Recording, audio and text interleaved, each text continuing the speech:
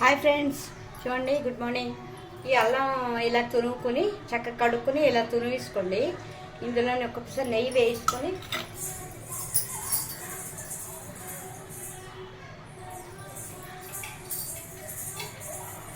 కొంచెం నెయ్యి వేసుకుని అల్లం వేయించుకుని ఇందులో ఉప్పు కొంచెం కరివేపాకు టేస్ట్కి వేసుకుంటాను పర్లేదు. ఇప్పుడు ఈ అల్లం ఇందులో వేసుకోండి.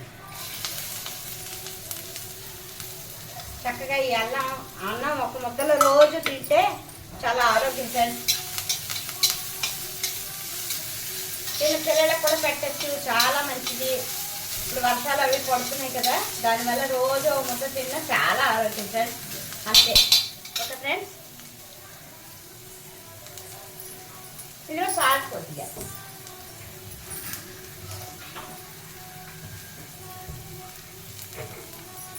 కొంచెం, అంటే మీ టేస్ట్ తగినంత.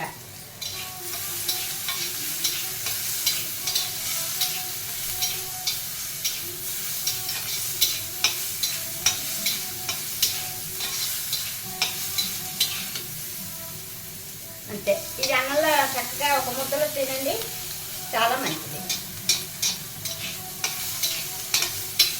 సొంటికుండా తినేవాళ్ళు కదా, అలాగే ఇప్పుడు అల్లం ముక్కలు అన్నమాట.